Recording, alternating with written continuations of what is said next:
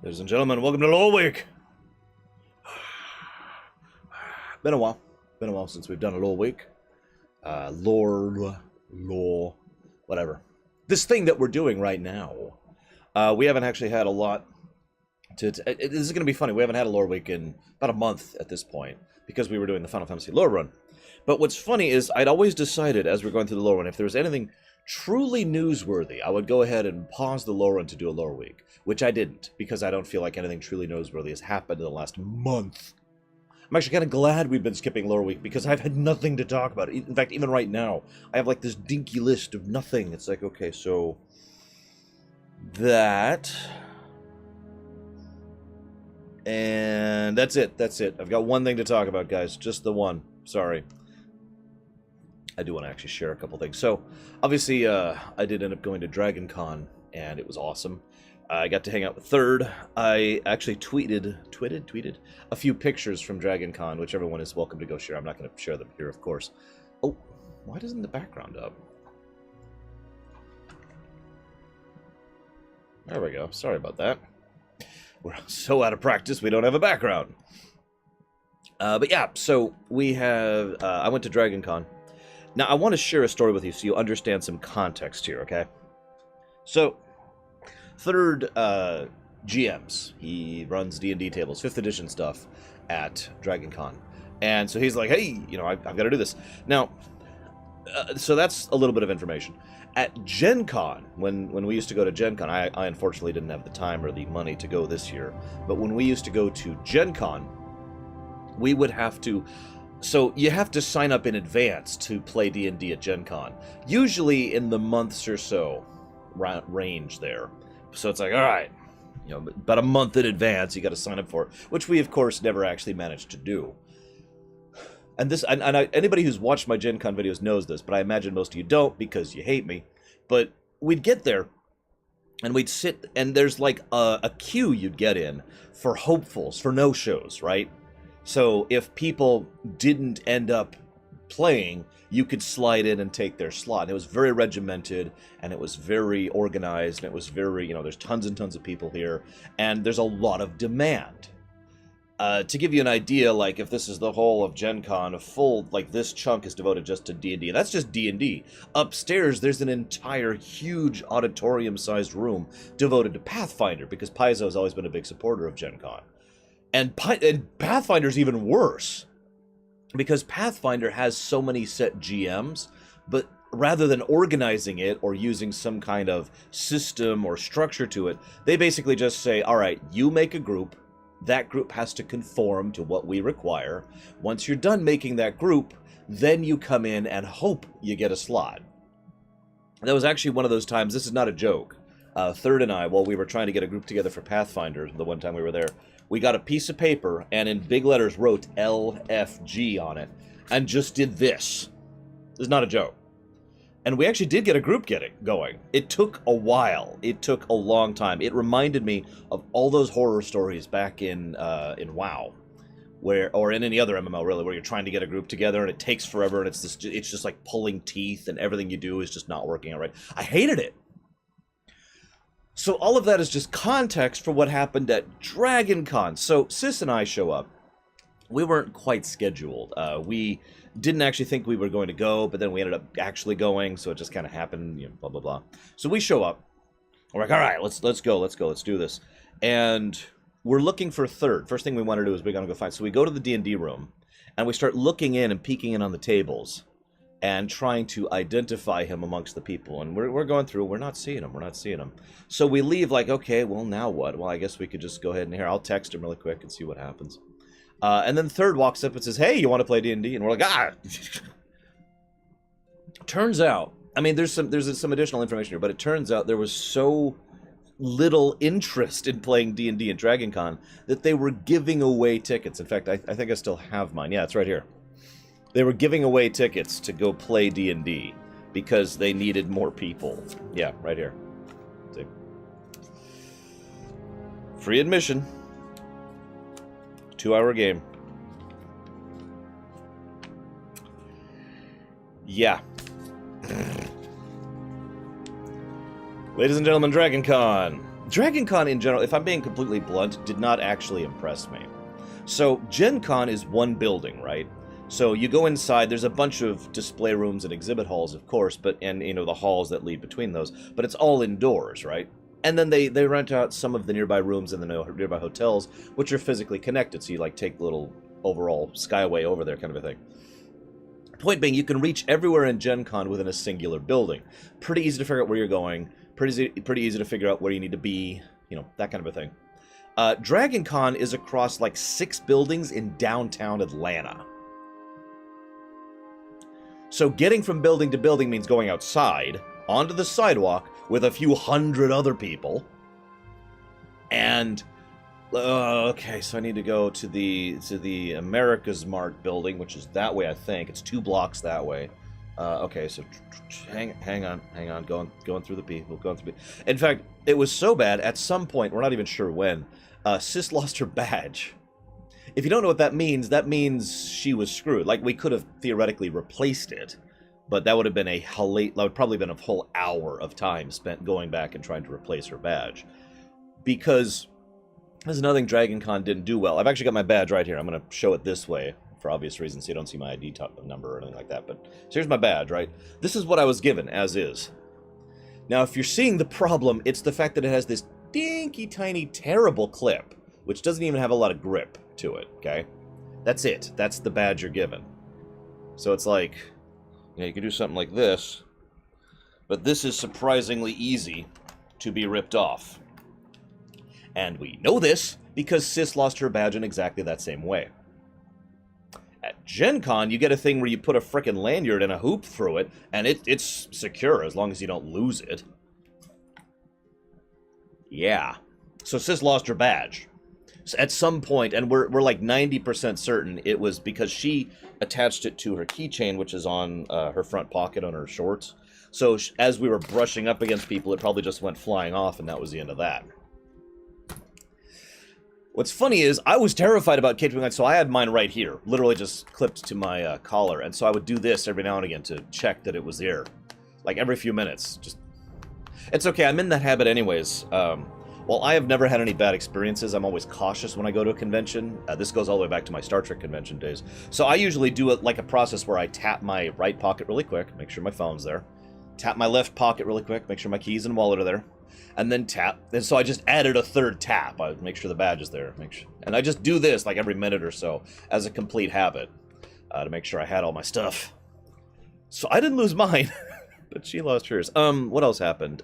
There's a guy in actually, I don't know if it was male or female, but there was a person in one of those giant Pikachu costumes, which is amusing in its own right. But there's 2 side stories related to that I wanted to share. I showed a picture on my Twitter if you want to look at them. Oh, God!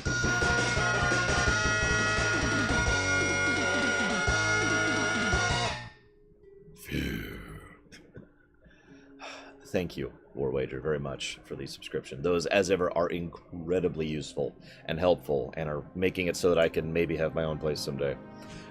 So Pikachu guy, right?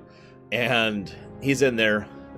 Shut up, Velvet. He's in there, and he's got... Where's my phone? Oh, I hit it so it wouldn't go off. So he's got his phone here. And so he's in the suit, right? So this is like the Pikachu head. And he's got a brace, like, right here. And he's just got his phone right there. So he's like... And so it's basically... It was so he had something to do while he's wandering around in the 85-degree weather in this giant Pikachu outfit. And something about that really amused me. That he's like, oh, yeah, sure, uh-huh. Like, I don't know what game he was playing. He was playing some kind of phone game. I couldn't quite make it out. I keep saying him. I wasn't sure if it was a him or her. I couldn't see their face. So that's the first story that amused me about that. The second story was even more adorable, though. So, Pikachu guy, or whatever, is wandering down the street. We're sitting there enjoying our lunch.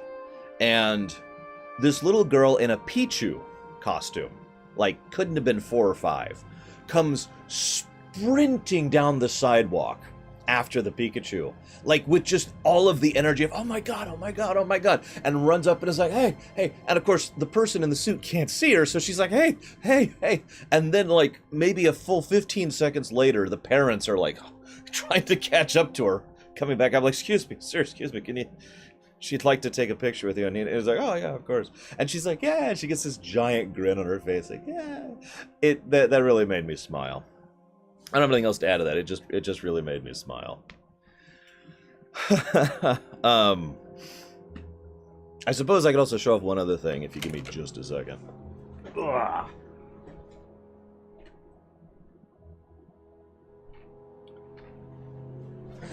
So I wanted to get Mini Zan something, which I have tweeted a picture of. But while we were there, Sis insisted on getting me something. I'm going to pull up my camera so I can see it. I don't know how visible... Okay, it looks like he's visible. So Sis decided to get me something as well. I know it's very pale there. It's an light aqua teal. Hi. Hi. His name is That's his first name. And his last name is Nom Nom. So this is Nom Nom. He is extremely adorable. So Sis got me him. I was thinking about like hanging him up, so he's like back here just kind of hanging out.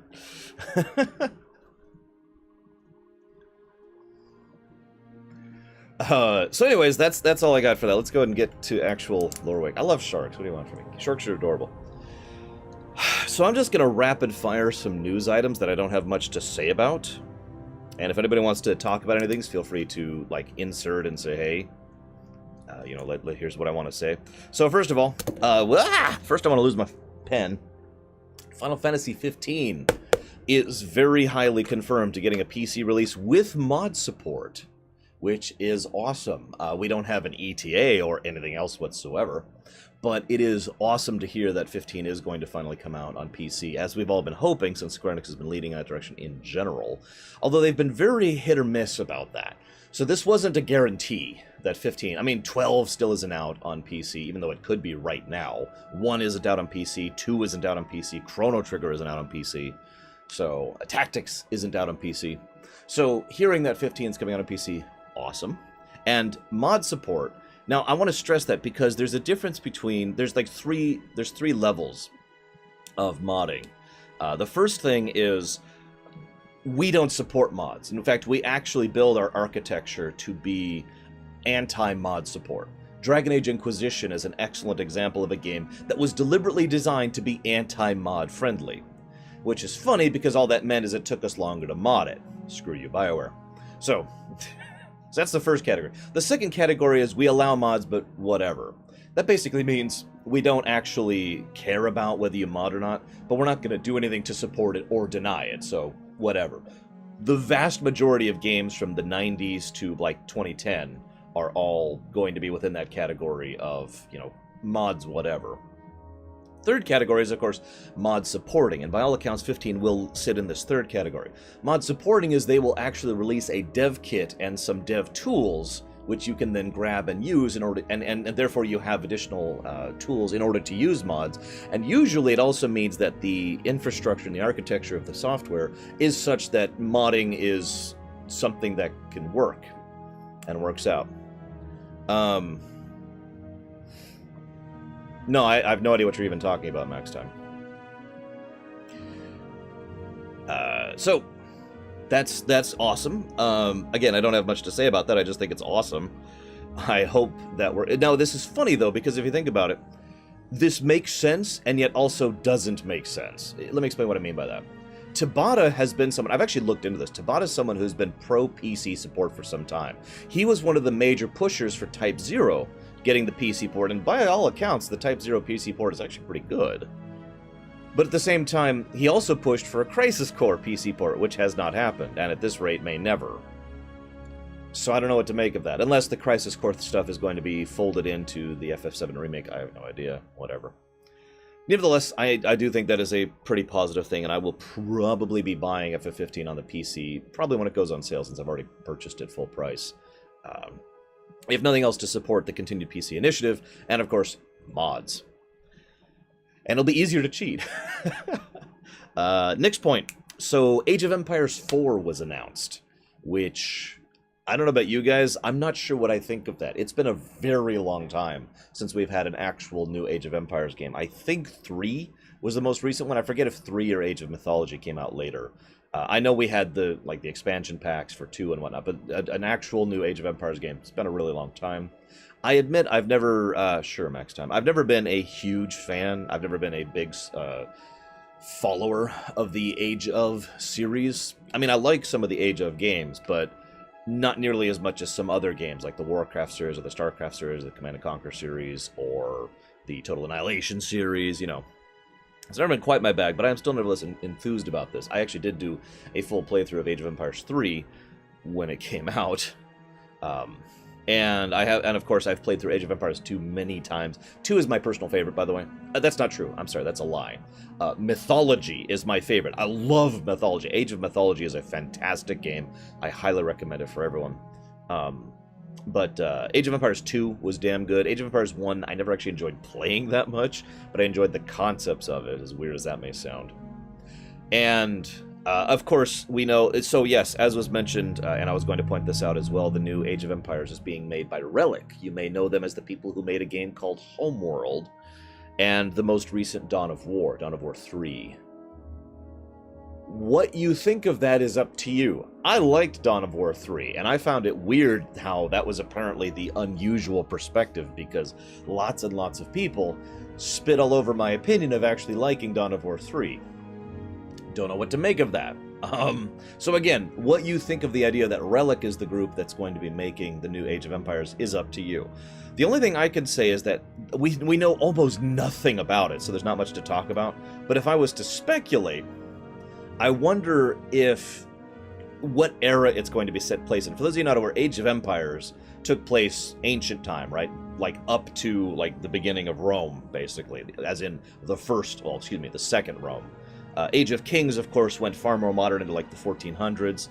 Age of Empires 3, which I can't remember the name of it off the top of my head, went into the Old West era of the United States, so 1900s.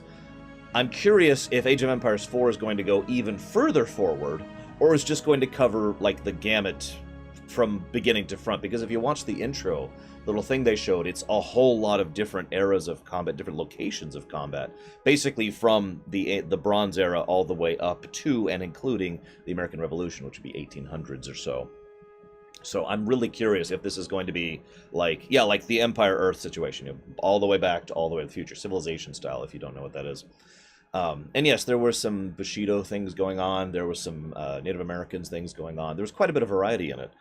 I don't know if that's just an intro. I don't know if that's a lead up and it's going to be purely modern and into the sci-fi era, or I don't know if we're going to do the gamut. All of these sound interesting to me, to be honest with you. I'm just curious what we're going to go into. Next thing, Secret of Mana. So I know a lot of you probably don't care at all, but Secret of Mana has had a port game remake announced. And the thing is, for some reason, and I haven't been able to figure out why, there's no real information on this game. I mean, it's Secret of Mana. For those of you not aware, I am a huge, huge fan of Secret of Mana. In fact, it has been a unintentional habit of mine to play SOM at least once a year, going as far back as 2005 or so. So I love SOM. I love that game. I love replaying that game for all its flaws. It is in my opinion, a true masterpiece of a game. So not really sure. So there's a new one. It's coming out on PS4, which I don't care about, Vita, which I don't care about, and PC, which I do care about, obviously. First disappointment, it's not coming out on the Switch or the 3DS. Now, I know that, some people just kind of make fun of me for this. I don't own a Vita, obviously. I would like to have a portable version of the game. I tend to prefer portability in general. In fact, right now, at this particular point in my life, I would prefer a game be on the Switch more than anything else, because I can play the Switch on my computer, like I do when I stream it, like I've been doing with the Mario and Rabbids thing, which we'll be finishing later today. Or I could do this, which I really, really like doing. So this is pretty much ideal for me. And in fact, in many ways, the Switch has actually surpassed the PC in terms of overall fun and usefulness for me. Especially because those controllers are phenomenal. That being said, I am still at least happy that this thing is on the PC, so I can at least play it with my PS3 controller and have fun with that. Here's the problem, though. We don't know what it is. There's already a Secret of Mana on the phone, and it's not a good port. It's a pretty lazy port. It's basically just SOM with a couple of touched-up graphics here or there, and a couple of touched-up UI features, and is really irritating to play, like every game on the phone is. You know, you can't do a lot of really precise movement on a frickin' phone, right? And that's it. That's all there is to say about it.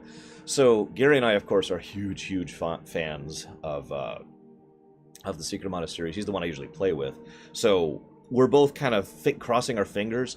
Right now we have a couple of pictures and a couple of the 10 seconds of video which show it in full 3D.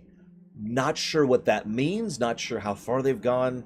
Either way, there's also another snag. It's $40 freaking dollars. I'm not kidding. I have no idea how much the Vita version or the PS4 version is, but it's $40. Now, I'm going to go and sink that expense because it's at this point that's for the show. I would not spend $40 for that game. I love SOM, but unless it's a proper remake, that's not worth $40 to me. For the show, I will sink $40 into this in order to see how it is. Now, here's the hope. Because if this is a proper remake, if this is a genuine proper remake, then it is worth $40 to me. But if it's a port, then it isn't, and I'm wasting my money. We'll see.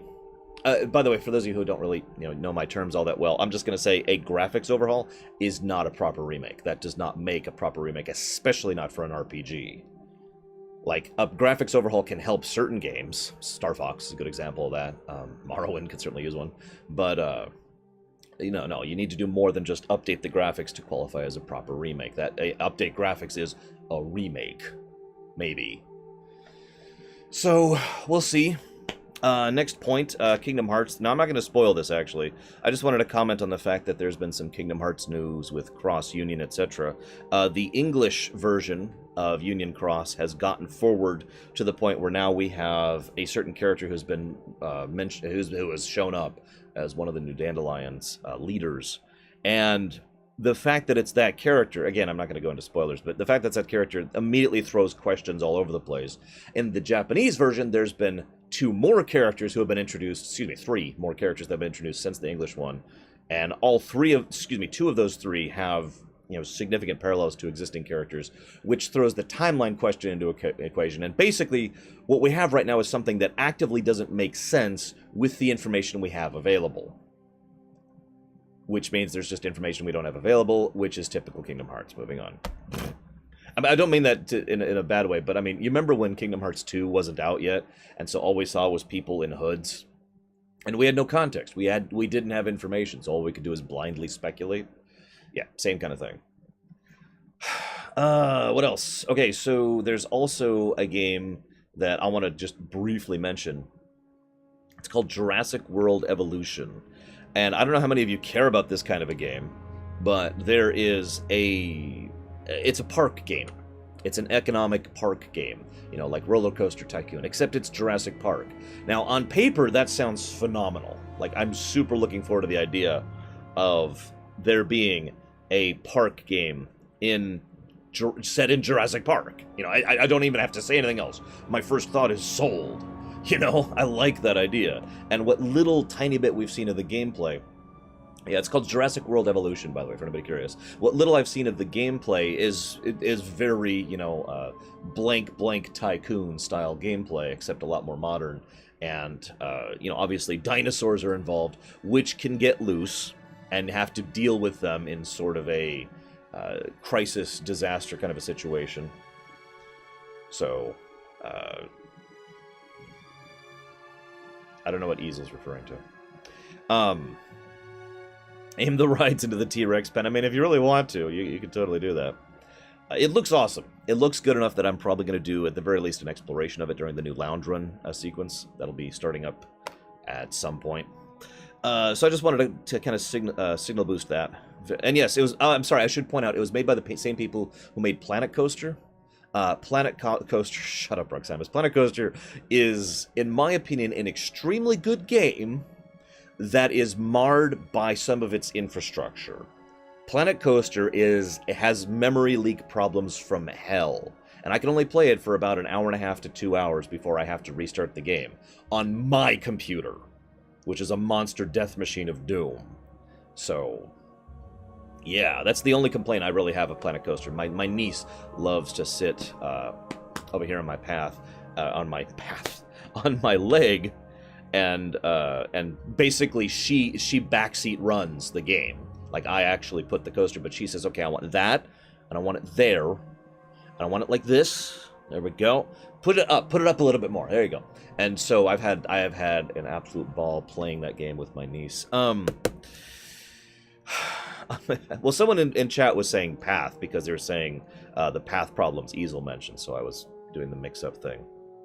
Next game I want to talk about. Yes, I got another announcement here really quick. This is the second to last one, I swear. Industries of Titan is another economic style, industry sort of a game, and that's awesome. It looks really good. It's made by the same people who made another game that I suddenly can't think of the name of. Oh, Crypt of the Necrodancer. It's made by the same people.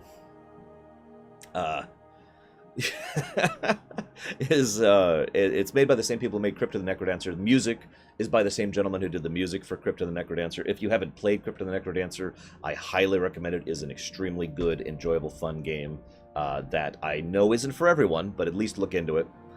So, Industries of Titan, you're on, we're in the first few steps of getting out into the solar system. We're out here on some of the moons and extraplanetary areas, trying to set up industries, trying to set up supply routes, factories, your typical economic style game. The things that kind of vary it are apparently you can pay to kill. There's a concept called war bonds, which is basically exactly what it sounds like, where it's like, oh, hang on, let me toss some money at you. There we go. It is now legal for me to kill my opposition. And yeah, I haven't seen what's going on with that Dakota. So, oh, I will. Tigzar, yes, I will mention that. Don't worry. And you actually get to set up your own capital ships and customize them, equip them, mech warrior style basically, except rather than a giant battle mech, it's a capital frigate style ship, which just tickles all sorts of things for me. So we've got a capital ship customization and an economy sim. Looks really interesting. I'm very, very interested in it. I'm very hopeful for it. So Industries of Titan is that game that was announced as well. Now, for those of you not aware, Gwent is, of course, getting a single-player stuff. That we've known this from the beginning. It's the only reason I've even cared about Gwent, and I talked about this many, many months ago. But their first single-player campaign is actually fully in development right now, and it looks awesome. It appears to be basically alongside the overall gameverse, so more connected to the books than anything, but also connected to the games, which are connected to the books, and not actually playing as Geralt, but just playing through one of the guidance stories of the Witcher setting, which I think is a good idea to go for, and for something like Gwent. And of course, you play card games in order to progress. Very interested in that. We'll probably play that and buy that when that comes out. And I think that's everything as far as game announcements. Let me check my notes here really quick. Yep, that's everything I have written down. Next point. What's our timestamp? I only spent okay, I spent longer than I thought. I spent 15 minutes talking about all that. So there's something that I'm just going to mention briefly because I wasn't able to come out with... Oh, God damn it, Leander. Apparently there's a Shovel Knight thing, which I haven't even heard of yet. Which apparently just came out. What the hell ever. Did I already? Yeah, I did. Okay. So, Twitch has this new thing called extensions. Now, I haven't really been able to figure out how exactly this works or what it really means. And near as I can tell, Twitch extensions will not actually affect me, since most of the Twitch extensions are either for fun stuff or... I didn't have a Loreweek last week, so so I don't actually know what's going on with the Twitch extensions thing exactly. I know there's a cat thing you can get that interact with viewers. I know that there's certain things that specifically interact with certain games, like Hearthstone or Heroes of the Storm, all the Blizzard games that are pretty much connected to Twitch at this point. It's an interesting feature. I'll probably poke at it more. I just want to mention it because it's interesting to me that Twitch is still trying to roll out new features on top of everything else they've been doing. I find it interesting that Amazon is still plugging more money into Twitch to improve it, which is basically the exact opposite of what Google, 26 or whatever it is, has been doing with YouTube. Yes, shots fired. What? So that's kind of cool. Look forward to looking into that. And I have one more thing to talk about before we get into sort of... No, Alphabet isn't actually the overall company anymore. They recently redid into something else. Anyways, yes, I know about the Tyranny expansion thing. I don't have any particular plans to play it right now. I have too many other things going on, and I shrug. At some point, I will probably look at it. What time is it? 29. Wait, really? I only talked about that for 1 minute? Okay. So, again, before we hit spoilery stuff, let's talk about Star Trek. I know you guys love you some Star Trek. So, okay, I know a lot of people have been asking, and I know a lot of people don't actually watch my Loreweek, and so that's why I keep getting these questions. But, so let me just go ahead and say that the more I hear and the more I learn about Star Trek Discovery, the less interested I am.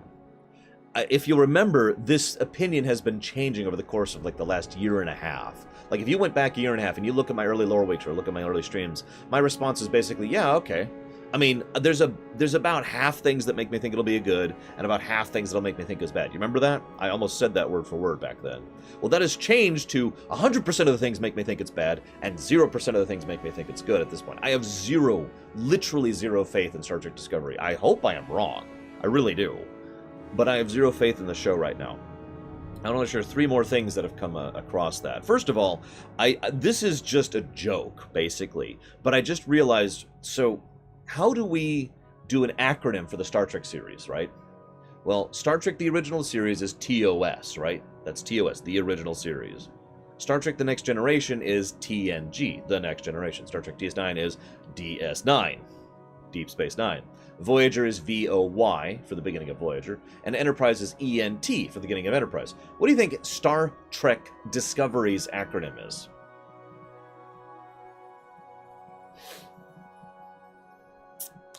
Anyways, now that we've gotten that over with. So, there is a direct quote, which I'm going to share with you here. This is not out of context, I swear. It's a quote that this new Star Trek is darker and edgier than previous Star Trek shows, and therefore it is logical that, and then they kept talking about whether we're going with the Klingons.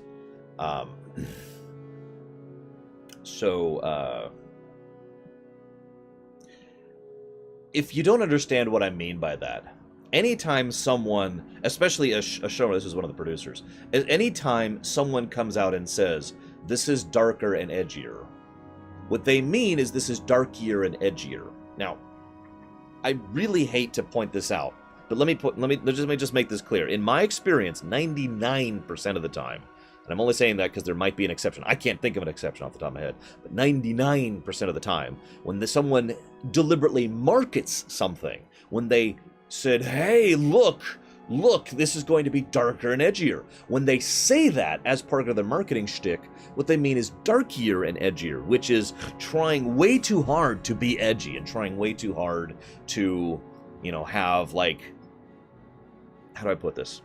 It's basically juvenile, as the word I want to use there. There's a difference between mature and juvenile. It's the exact same concept, actually. When a show, this is a mature show, well, what they mean is that it's a juvenile show. When a show is actually mature, it handles reasonable real-life concepts, in-depth emotional complications, the complexities of relationships between people, the realities of politics or how that can affect things, situations that have no true answer, true dilemmas. That is a mature show. But a show that says we're a mature show is a juvenile show because it has lots of violence and gore and blood, or some combination of that, and sex. And that's what they mean. And it's the same goddamn thing when it comes to darkier and edgier. A perfect example of this, Shadow the Hedgehog. I don't mean the character, I mean the game, Shadow the Hedgehog, that came out in 2007 or whatever it was. I don't know if you've ever played that game. It's actually not even that bad of a game, really, if we're just being 100% honest about it. But that game was clearly darkier and edgier. We're gonna have a new Sonic, and he's gonna have a gun, and he's gonna shoot a lot of people and kill a lot of people, and he's gonna be like, ooh, and he's gonna be gritty and grimdark, and just, that is darkier and edgier. I was actually worried for a long time that Witcher 3 would be darkier and edgier. I was happy to be proven wrong about that. They could have gone that route so easily. Yeah, exactly, Swan. Exactly. Like I said, it's actually a decent game, Blue Wolf Alex, like I just said. But the darkierness makes me want to just... it's one of those games I have only played and enjoyed while skipping cutscenes, you know what I mean? Anyways. So yeah, in addition to that, this then segued into a new thing. So, anybody know who Harry Mudd is? I'm honestly curious. How many old schoolers we got here?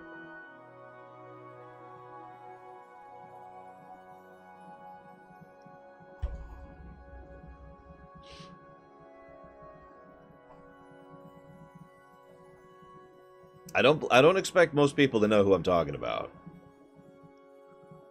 I think he's only appeared 3 times. Harry Mudd.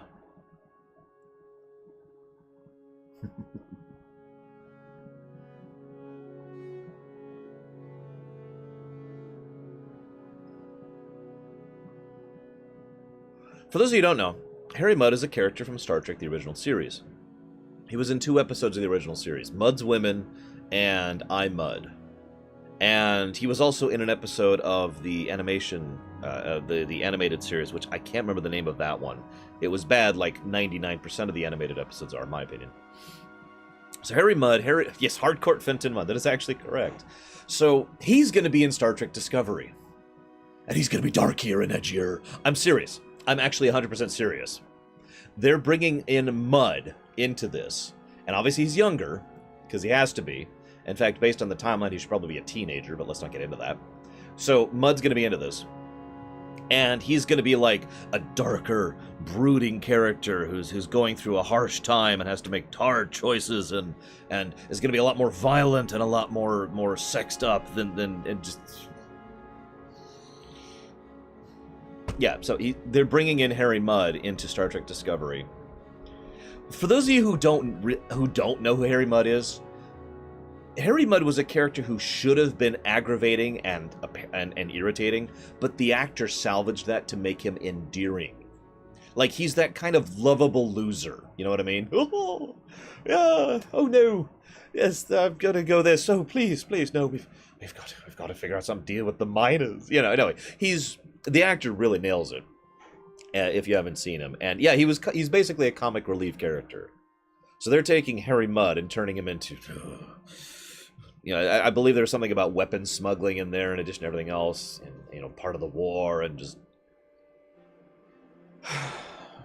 Yeah. Now, in the interests of total fairness, I want to say something. I'm okay with reimagining a character. Reimagining anything, really, as long as you do something good with it. That's always my requirement. If you want to reimagine Harry Mudd as, you know, a tortured soul or an ex-war individual or something a lot darker than that, okay, I can at least go with that if you do something good with it. If you do something interesting with it. If you make that as kind of a lead-up to his later character. Make it so that he went through all this crap, and so his way of dealing with that, rather than withdrawing or becoming a brooding misery grizzly guts, turn him into the lighthearted comic relief that we see in TOS. I could go with that. That's not what they're doing, though. They're making him darkier and edgier because... Let me just say this. This is my opinion. What they want to do is they want to make Deep Space Nine. Star Trek fans out there, you know what I'm talking about. But for those of you who don't, they keep talking. Almost every interview, every press release, every marketing thing they talk is how they want this to be a serious, mature, you know, this has to be this dark kind of story. Deep Space Nine already did that. Deep Space Nine was very dark. It had very real, very mature themes. Deep Space Nine did the 9/11 thing before 9/11 came out. For just to name one thing. I'm not going to spoil Deep Space Nine for anybody who hasn't seen that show. But, you know, they've already done all that stuff. And they did it very, very well. Yeah, exactly, Tazera. Deep Space Nine was pitch black compared to this. TNG wasn't exactly a walk through rose-covered parkway either. There was a lot of very serious, very heavy stuff in TNG, right? So it's not like... I mean, right?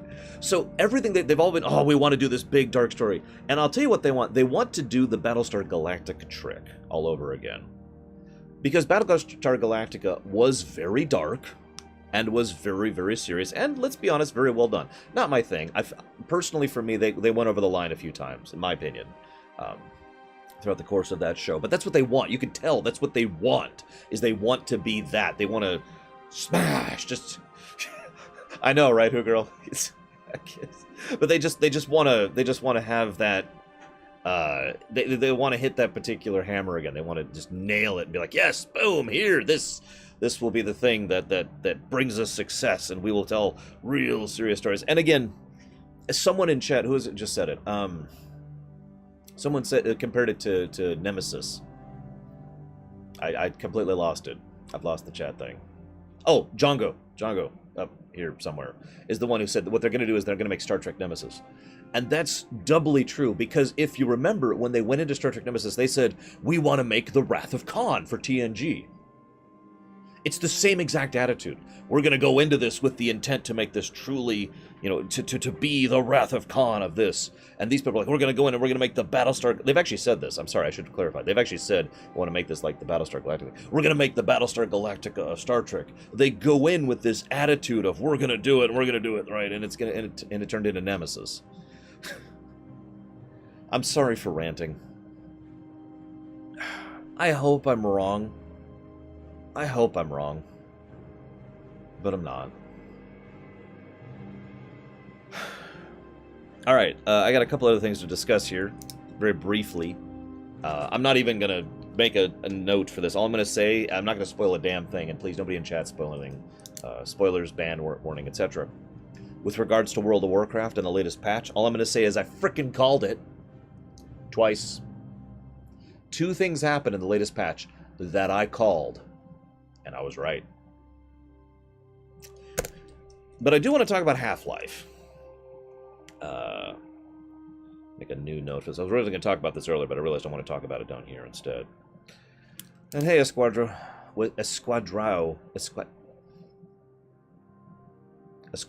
maybe? I called it, Takoida. I was right. So, Half-Life 3. Has basically come out in every way that it ever will. Now, this is your warning that if you don't want the Half-Life 3 stuff spoiled, please feel free to go ahead and shut the thing off or mute me or whatever, okay? I'm not joking, I'm not kidding. Half-Life 3 did, in every way that it will, come out. We will probably not get an actual Half-Life Episode 3 or a Half-Life 3 at this point. And it probably ever. The most likely thing to happen is that Valve will say, oh, shoot, we've got to react to this somehow, and they will push out something. But Mark Laidlaw, the gentleman who actually sat down and wrote the story for Half-Life and Half-Life 2, released the story that was one of his story arcs that was basically the one that he was going to push forward for Half-Life 2 Episode 3. And he is, of course, you know, there's lots of things defending this guy from legal repercussions. And by all accounts, Valve has not been able to do anything against him, which is good, because Valve's lawyers are rabid dogs. Yeah, basically, easily. But, so the episodes, it has many, there are many places you can read it. Obviously, there's a few that have even replaced the names to make it more legible for Half-Life itself. There's actually a project going on right now, I forget the name, forgive me, where a bunch of people are pooling together and looking at the resources in order to basically recreate Half-Life Episode 3, Half-Life 2 Episode 3. I'm just going to keep calling it Half-Life 3, is that okay? Half-Life 3 in some format, in webcomic format, in machinima format, you know, videos, audio plays, whatever. And there's this whole project, this whole jam going on for that. I'm curious to see if we'll get anything out of that. And of course, modders are already kind of working on some stuff to try and make a scripted version of this script into a playable format, which by all accounts is still something that's available to be done. Now, as for the script itself, I did read it. I read it within like 10 minutes of finding out about it. um, and it was an interesting day because I kept having to be like, yes, I know about Half-Life 3. Yes, I know. Yes, I know. Yes, I know. Yes, I know. There's some interesting stuff in the script, and this is your last spoiler warning alert. So, I actually found it to be surprisingly satisfying. I wasn't actually expecting to be satisfied by it. I was expecting, like, you know, after it's been, what, 12 years? I don't actually remember how long. It's been a long time. And since episode 2, and it's like, okay, whatever. I'd actually forgotten certain aspects of the story, because it's been so damn long. I just was never really invested in the Half-Life Episode 1 or Half-Life Episode 2. Half-Life 2 Episode 1, oh my god. HL2E1 and HL2E2 were not things I was super invested in. 10 years, thank you. But, yeah, it was a pretty satisfying conclusion. They ended up doing a lot of more work on what's going on with the Combine. The idea that the Combine was a threat that was now being contested on a large scale. They went to the damn ship whose name I can't think of. The one that was involved with Aperture. You know, obviously. We all kind of called that coming since they already teased that in Portal 2. And, you know, it led to this big conclusion. Very good stuff. Borealis, thank you. That was the name of the ship. But the one thing I want to comment on with regards to the story is I'm not sure what's up with Alex and the G-Man. Now, according to certain sources, including Laidlaw himself, this is something that was already hinted at. Now, granted, it's been many years since I did my Half-Life 2 rumination, but I don't remember even the tiniest bit of a hint of any kind of connection between Alex and the G-Man. But apparently there was some. And Laidlaw himself has said that he cannot and will not spoil anything regarding the two characters because it is possible that something may still happen with regards to that connection. But towards the end of the game, G-Man basically walks over to Alex and is like, hey, whisper, whisper, whisper, whisper. And Alex is like, oh, okay. And then Alex leaves with the G-Man.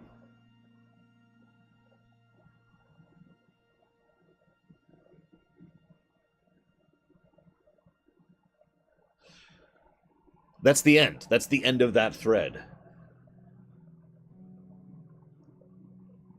Which, as far as I'm concerned, is basically a white piece of paper with nothing on it. I don't even know where to begin speculating on that one.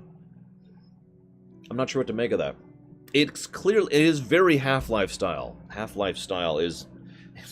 Blizzard does this too. You know, as soon as you conclude something, you also have, well, like, hey, and then this will happen.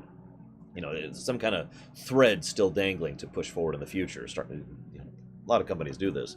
So I get that the whole G-Man Alex thing is intended to be another thread that continues forward, but I'm looking at this like, I don't know what to make of this. Is she going to be a new agent? Is she involved with this from the beginning? You know, is this anything? I have no idea where that's going. Unless they were literally going to try and lead towards like an Alex game. Which, I mean, maybe. I don't frickin' know. I got nothing. But I did want to comment on a couple other things. Obviously, this is newsworthy in its own right. In the land of reality here, I've stopped thinking that Half-Life 3 was going to come out in an actual game format for years. I've said that for years. I have continued to hammer that point out over and over, and some people don't really believe me. Like, there have been people like, no, eventually they're going to make the game. It's like, no. No, it's not. And I stood firm in that belief for a long time. And seeing this here, seeing this particular thing, seeing this episode come out, basically, if you're wondering why it was this long before this was released, it's because Laidlaw had to sign an NDA, non-disclosure agreement, and probably a non-compete agreement as well, but that's not really that relevant.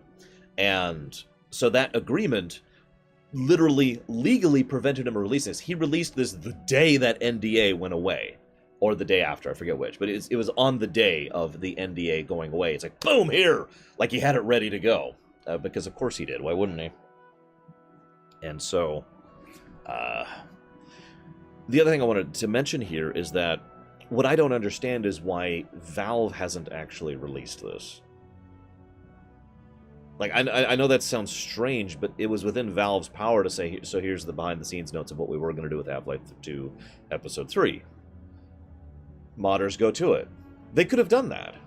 In fact, it might have even been a good idea for them to do that. You know? And Valve, I mean, the funny thing is Valve's shift over from a game developer to a platform developer makes a degree of sense in its own right from an economic perspective. You know, from a perspective of, we want to make money, what Valve is doing is better than what they have ever done. Okay, fair enough. You know, Steam is the PC engine, and the only thing that even challenges it is GOG as far as sheer market saturation. And GOG is nowhere near as big as Valve as Steam is. That's just reality. But yeah, I don't know. I don't actually. It's weird because what Valve is doing as a company is something that I don't fully understand. If I were to guess, if you put a gun to my head and said, "All right, economist Lore, the economy runner, what do you think Valve is doing?" I would say I think they are cutting their overhead to basically nothing. I think they are cutting down... So, some of you might not know what I mean by that. Hang on. Overhead... How do I put this? You want to buy an apple from a grocery store, okay? So, you walk in, the apple's, just making up numbers here, 50 cents. Now, the actual price of that apple is like 5 cents, right? But getting that apple... So, transiting the apple to... harvesting the apple, okay? Processing the apple, getting the apple into the trucks, into the freezer units, transiting the apple to the location, probably to a distribution hub, not the grocery store itself, honestly. Then they have to actually get it from the distribution hub to the specific grocery store that's going to sell it. Then they have their own intake system there. All of this is the process by which the apple gets to you, okay? So all of that plus the 5 cents goes into the price of the apple. But that's not what makes it 50 cents. That's what makes it like, say, 25 cents. Now you consider the service side of things, the things that are not mandatory to get that apple to you. Because you could walk into the store, pick up an apple, walk up and say, boop, 25 cents, and they would still make a profit on that, if not for overhead. Overhead is stuff like people running the shelves and restocking, or paying for additional employees to run the carts out, or paying for additional employees to run different registers, or having those automated registers, or having the additional stocking team in the background. You know, anything that is not considerably mandatory to make the service or product happen is overhead. Now, overhead exists for a reason. And I could give you a very specific example. Has anyone ever been to a what's the name of that place? Aldi's. Everyone ever been to an Aldi's grocery store? It feels a little different of an experience than going to like a regular grocery store, right? Completely different experience, because the whole reason Aldi's is cheaper is because they cut out overhead. They make you do a lot of the stuff that they would normally do, and they don't offer services or anything that usually comes with a grocery store experience. So it's cheaper. So that stuff on top usually is there to either add to an experience, in terms of service usually, or to soak money out, or to justify additional costs. That's what overhead is. Overhead does serve a viable function. It's not a universally bad thing. There's actually plenty of good reasons to have overhead. But this gets me back to my point with Valve. I think that Valve has basically cut out a huge, just chopped out all of this overhead, all of the additional things that usually would be in a company like Valve to keep Steam running and to continue iterating on Steam and developing on Steam, and instead are just maintaining the mandatory minimum in order to keep Steam running, which means now their costs for running Steam are down, and they're making the same amount of money.